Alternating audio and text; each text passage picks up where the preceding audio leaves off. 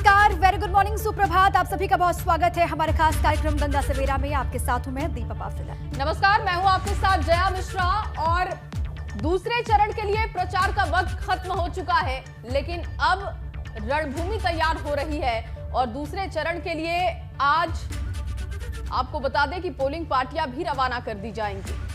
दूसरे चरण के 9 जिलों में अब दिग्गजों ने पूरी ताकत झोंक दी है। 55 सीटों पर कब्जा जमाने के लिए लड़ाई बेहद दिलचस्प हो चली है। बिल्कुल दीपा, और एबीपी गंगा आपको यूपी चुनाव से जुड़ी हर खबर का अपडेट बताएगा। सूबे की सियासत से जुड़ी हर तस्वीर और उनके मायने को भी समझाएगा।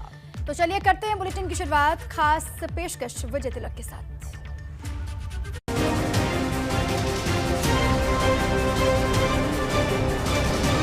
विजय तिलक।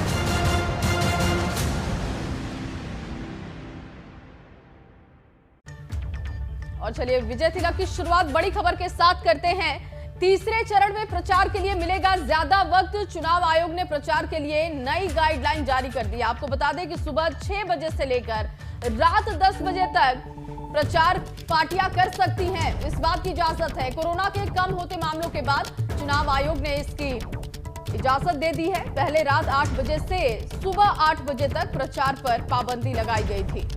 कोरोना के कम होते मामलों को देखते हुए चुनाव आयोग ने प्रचार की समय सीमा बढ़ा दी है। साथ ही कुछ और रियायतों के साथ नई गाइडलाइन भी जारी की गई है, जिसके मुताबिक अब रात में 10 बजे से लेकर के सुबह 6 बजे तक चुनाव प्रचार पर रोक रहेगी। मैदान रैली स्थल की अधिकतम क्षमता के 50% संख्या के साथ कार्यक्रम की छूट रहेगी। और साथ ही साथ चुनाव आयोग ने पदयात्रा को भी मंजूरी दे दी है। आपको ये भी हम बता दें कि 21 जनवरी तक जहां देश में कोरोना के हर रोज करीब 3.5 लाख मामले सामने आ रहे थे, तो वहीं अब ये संख्या गिर करके घट करके 50,000 तक सिमट गई है।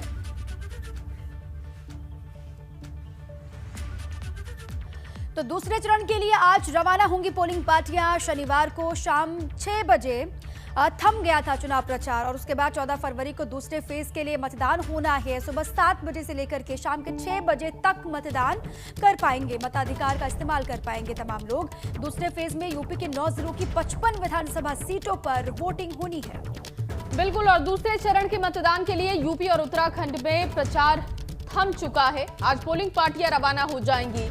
यूपी की 9 जिलों की 55 विधानसभा सीटों पर दूसरे चरण में मतदान होना है, जिसको लेकर सुरक्षा के भी पुख्ता इंतजाम है। पीएससी के अलावा पोलिंग बूथों पर अर्धसैनिक बलों की भी तैनाती की गई है। दूसरे फेज के लिए कल यानी कि 14 फरवरी को मतदान होगा। मतदान की प्रक्रिया सुबह 7 बजे से शुरू हो जाएगी, जो कि शाम के 6 बजे तक जारी रहेगी। और इस दौरान हर तरह की स्थिति से निपटने के लिए चुनाव आयोग और प्रशासन की पूरी तैयारी है। यूपी के जिन 9 जिलों की 55 सीटों पर 14 फरवरी को मतदान होने हैं, यानी कि कल वोटिंग होनी है, उनमें सहारनपुर, बिजनौर, अमरोहा, संभल, मुरादाबाद, रामपुर, बरेली, बदायूं और शाहजहांपुर शामिल है।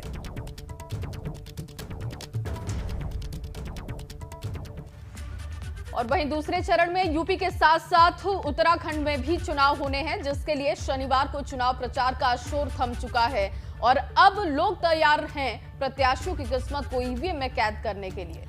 कल यानी कि 14 फरवरी को मतदान के जरिए जनता दूसरे फेज के उम्मीदवारों की किस्मत का फैसला करेगी। उससे पहले यूपी की 55 और उत्तराखंड की सभी 70 विधानसभा सीटों के समीकरण पर एक रिपोर्ट आपको दिखाते हैं।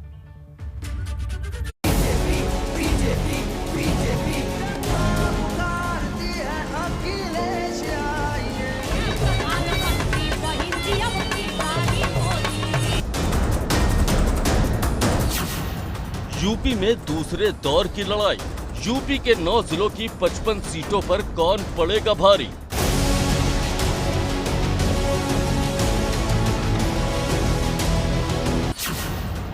उत्तराखंड में जीत के लिए होगी चढ़ाई।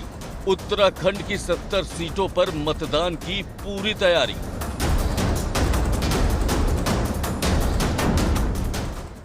यूपी में दूसरे चरण का चुनाव प्रचार खत्म हो गया है और इसके साथ ही शुरू हो गई है दूसरे चरण का चौधरी बनने की वो लड़ाई, जिसका आखिरी फैसला जनता को करना है। 14 फरवरी को यूपी के 9 जिलों की 55 सीटों पर मतदान होगा, जिसके बाद इन सीट पर लड़ने वाले उम्मीदवारों की किस्मत का फैसला ईवीएम में कैद हो जाएगा।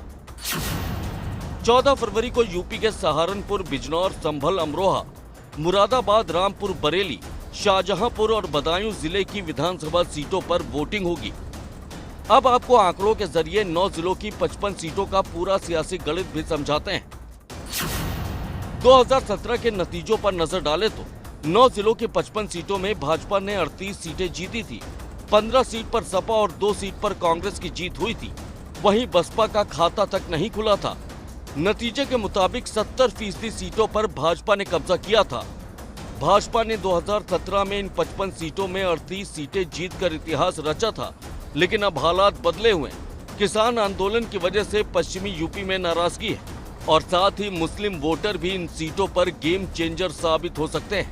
ऐसा इसलिए क्योंकि कई सीटों पर मुस्लिम वोटरों की तादाद अच्छी खासी है। दरअसल रामपुर में मुस्लिम वोटरों की आबादी 50% से ज्यादा है। मुरादाबाद में यह संख्या 47% के करीब है, तो बिजनौर में 43% मुस्लिम वोटर है। वहीं अमरोहा में 40%, तो बरेली में मुस्लिम वोटरों की तादाद 35% के आसपास है।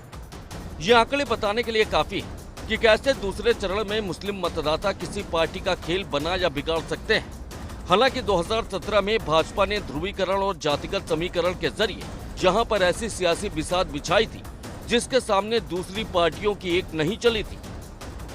14 फरवरी को जहां एक और यूपी के 9 जिलों की 55 सीट पर मतदान होगा, तो वहीं उत्तराखंड के सभी 13 जिलों की 70 सीटों पर भी वोटिंग होगी, जहां पर 2022 के रण का मुकाबला दिलचस्प हो चुका है। 14 फरवरी को उत्तराखंड के अल्मोड़ा, बागेश्वर, चमोली, चंपावत, देहरादून, हरिद्वार, नैनीताल, पौड़ी, गढ़वाल, पिथौरागढ़, रुद्रप्रयाग, टिहरी गढ़वाल, ऊधम सिंह नगर और उत्तरकाशी की 70 सीटों पर मतदान होगा।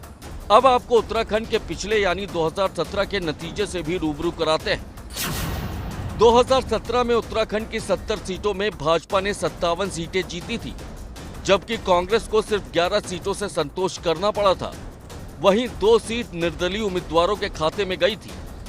वहीं 14 फरवरी को उत्तराखंड के सभी उम्मीदवारों की किस्मत का फैसला ईवीएम में कैद हो जाएगा। अब आपको उत्तराखंड की उन हॉट सीट के बारे में भी जानकारी देते हैं जिन पर दिग्गज नेताओं की साख दांव पर लगी है। उत्तराखंड के सीएम पुष्कर सिंह धामी खटीमा सीट से चुनाव मैदान में, कांग्रेस के हरीश रावत लाल कुआं सीट से चुनाव लड़ रहे हैं। आपके कर्नल अजय कोठियाल गंगोत्री से चुनाव मैदान में, कोटद्वार से पूर्व सीएम भुवन सिंह खंडूरी की बेटी रितु खंडूरी चुनाव लड़ रही। देहरादून कैंट से भाजपा के दिवंगत नेता हरबंश कपूर की पत्नी सविता कपूर मैदान में। हरिद्वार ग्रामीण सीट से भाजपा ने स्वामी यतीश्वरानंद पर भरोसा जताया है, जबकि हरिद्वार सीट से भाजपा के प्रदेश अध्यक्ष मदन कौशिक मैदान में।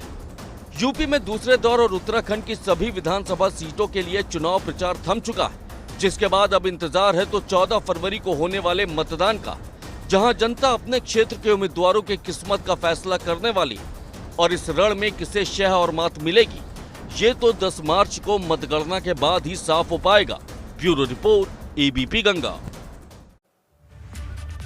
अब चलिए आगे बढ़ते हैं। जौनपुर से बड़ी खबर इस वक्त ये है कि माफिया धनंजय सिंह का प्रचार करते वीडियो सोशल मीडिया पर वायरल। हत्या के मामले में धनंजय सिंह की यूपी को तलाश है। जेडीयू ने धनंजय सिंह को मलहनी सीट से बनाया है प्रत्याशी, ये बड़ी खबर है। चुनाव प्रचार करते धनंजय सिंह की तस्वीरें भी वायरल। कुछ दिन पहले धनंजय की क्रिकेट खेलने का वीडियो भी वायरल हुआ था, जिसको लेकर कई सवाल खड़े हुए थे। और पूर्व सांसद धनंजय सिंह को जदयू ने जौनपुर की मलहनी सीट से टिकट दिया है। धनंजय हत्या के एक मामले में फरार चल रहा है, लेकिन मलहनी विधानसभा क्षेत्र में उनके चुनाव प्रचार का फोटो वायरल हो रहा है और ऐसे में उन्हें लेकर एक बार फिर से बड़ा सवाल खड़ा हो गया है, क्योंकि एक तरफ पुलिस उनकी तलाश कर रही है तो दूसरी तरफ वो चुनाव प्रचार करते हुए देखे गए। इससे पहले उनका क्रिकेट खेलते हुए एक वीडियो वायरल हुआ था, जिसके बाद विपक्ष ने तमाम सवाल भी उठाए थे। तो धनंजय सिंह का चुनाव प्रचार करते वीडियो अब सामने आ गया है। इससे पहले क्रिकेट खेलने का जो वीडियो था उसको लेकर बहुत बवाल हुआ। ये कहा गया कि जब यूपी पुलिस को तलाश है धनंजय की, देखिए 2 तस्वीरें आपको हम दिखा रहे हैं। एक उसी वक्त की तस्वीर है जो पहले क्रिकेट का वीडियो था, जिसको लेकर यूपी पुलिस पर भी कई सवाल खड़े हुए। प्रशासन पर भी ये कहा गया जब पुलिस को प्रशासन को तलाश है तो आखिर कैसे नहीं मिल पा रहा है धनंजय, जब क्रिकेट खेलते हुए इतने लोगों के साथ में वो दिखाई दे रहा है। ये सवाल खड़े हुए थे। उसके बाद अब ये ताज़ा एक और वीडियो आपके सामने हम रख रहे हैं, जहां पर प्रचार करते हुए वो दिखाई दे रहा है। अब हत्या के एक मामले में यूपी पुलिस को तलाश है धनंजय सिंह की। यूपी पुलिस से जब पूछा गया तो कहा गया कि तलाश हो रही है, कहीं मिल नहीं रहा। लेकिन एक के बाद एक तमाम ऐसे वीडियो सामने आ रहे हैं धीरे धीरे, जिसके बाद एक बार फिर से प्रशासन पर सवाल खड़े हो जाते हैं। अब जदयू ने मल्हनी सीट से प्रत्याशी बनाया हुआ है धनंजय सिंह को। इसको लेकर भी बहुत सारे सवाल खड़े हो रहे हैं। 2 वीडियो हमने आपको दिखा दिए हैं धनंजय सिंह के। दूसरे चरण का प्रचार थम चुका है और अब 14 फरवरी को वोटिंग होनी है, लेकिन आज सियासी दिग्गज आगे के चरणों के लिए प्रचार करने के लिए अलग अलग जिलों में जुटेंगे। सीएम योगी, अखिलेश यादव समेत असदुद्दीन ओवैसी और केंद्रीय मंत्री राजनाथ सिंह आज यूपी में प्रचार करते हुए अलग अलग हिस्सों में दिखाई देंगे। और सीएम योगी आज तीसरे चरण के लिए एटा, फर्रुखाबाद और औरैया में जनसभाएं कर प्रत्याशियों के पक्ष में माहौल तैयार करेंगे। तो वहीं केंद्रीय रक्षा मंत्री राजनाथ सिंह आज 5वें चरण की सीटों के लिए बाराबंकी में चुनाव प्रचार की कमान संभालेंगे। तो वहीं समाजवादी पार्टी के अध्यक्ष अखिलेश यादव तीसरे फेज के लिए अपना विजय रथ लेकर के पहुंचेंगे हाथरस, कासगंज और एटा। साथ ही एआईएमआईएम अध्यक्ष असदुद्दीन ओवैसी और जन अधिकार पार्टी अध्यक्ष बाबू सिंह कुशवाहा आज फिरोजाबाद में संयुक्त जनसभा कर भागीदारी परिवर्तन मोर्चा के प्रत्याशी बबलू सिंह के लिए लोगों से वोट की अपील करते हुए दिखाई देंगे। चलिए खबरों में आगे बढ़ते हैं। भाजपा यूपी की सत्ता में दोबारा एंट्री मारने के लिए प्रत्याशियों के ऐलान में फूंक फूंक कर कदम रख रही है। शनिवार को भाजपा ने 9 प्रत्याशियों की एक और लिस्ट जारी की है, जिसमें उसने दूसरे दलों के दिग्गज प्रत्याशियों के खिलाफ अपने सूरमा प्रत्याशियों का ऐलान किया। भाजपा ने मुख्तार के खिलाफ मऊ सीट से विरोधी अशोक सिंह को टिकट दिया है। तो वहीं जफराबाद में ओपी राजभर के खिलाफ कालीचरण राजभर को उतारा, जहूराबाद में माफ कीजिएगा, जबकि मुगलसराय से मौजूदा विधायक साधना सिंह का टिकट काट दिया गया और उनकी जगह रमेश जायसवाल को प्रत्याशी बनाया गया है। तो टिकट वितरण में फूंक फूंक करके कदम आगे बढ़ा रही है भारतीय जनता पार्टी। बिल्कुल दीपा, और इसी तरीके से मछली शहर की बात की जाए तो यहाँ पर मिहिलाल गौतम और चकिया से कैलाश खरवार को प्रत्याशी बनाया गया, जबकि घोरावल से अनिल मौर्य और मोहम्मदाबाद गुहाना की आरक्षित सीट से पूनम सरोज और अनुसूचित जनजाति के लिए रिजर्व ओबरा सीट से संजीव गौंड को प्रत्याशी घोषित किया गया।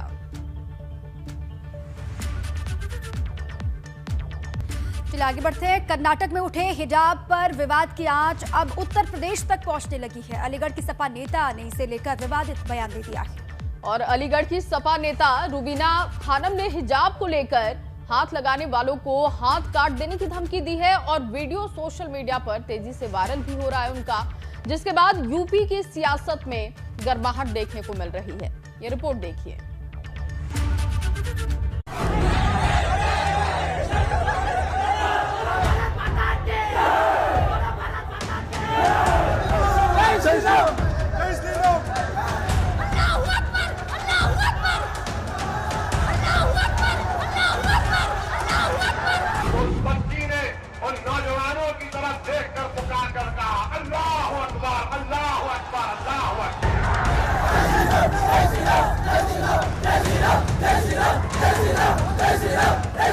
इस्लामिक स्टेट भारत को बनाने की कोशिश करने वालों की मानसिकता हम पूरा नहीं होने देंगे।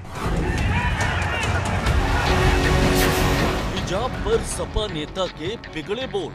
अगर हमारी इज्जत से खिलवाड़ करोगे तो इसका नतीजा अच्छा नहीं होगा। हिजाब को हाथ लगाया तो काट देंगे हाथ। या हमारे आंचल पर हाथ डालने वालों के हम हाथ काट देंगे। कर्नाटक के हिजाब विवाद ने यूपी में बढ़ाई गर्मी। कर्नाटक से उठे हिजाब विवाद की तपिश अब यूपी में भी महसूस की जाने लगी है, जहां पर हिजाब को लेकर अलीगढ़ की सपा नेता ने ऐसा बयान दे दिया जिससे नया विवाद खड़ा हो गया। अब आपको सपा नेता रुबीना खानम का वो वीडियो दिखाते हैं जिसमें वो हिजाब को हाथ लगाने वालों के हाथ काटने की बात कहती दिख रही है। मैं रुबीना खानम, समाजवादी पार्टी की महानगर अध्यक्ष एवं वरिष्ठ सपा नेता अलीगढ़, ये कर्नाटक हिजाब प्रकरण का जो मुद्दा है, मैं इस पर यह कहना चाहती हूं कि ये हमारे देश की बहन बेटियों के आत्मसम्मान पर हमला है। हमारे हिजाब पर या हमारे आंचल पर हाथ डालने वालों के हम हाथ काट देंगे।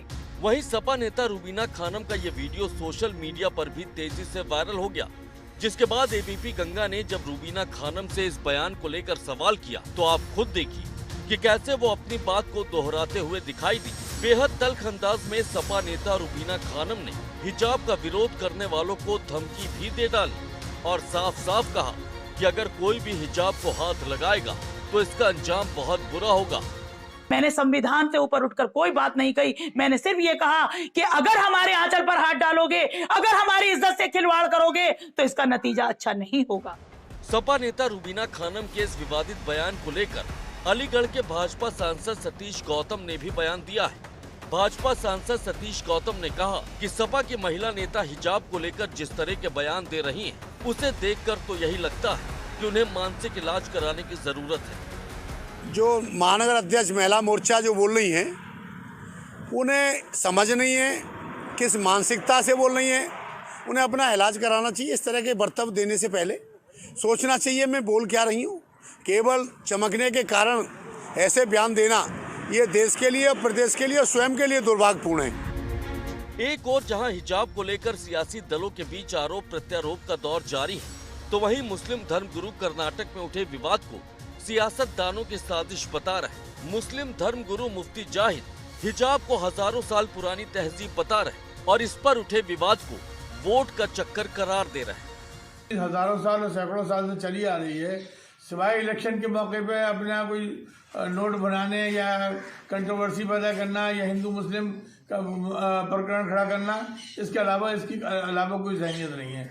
वरना अगर कोई अपने मजहब के मुताबिक तिलक लगाए, जनेऊ पहने या क्रॉस लटकाए या पगड़ी पहने या किरपान लटकाए या कोई और इस तरह के काम करे जो उसको समझ में आता है।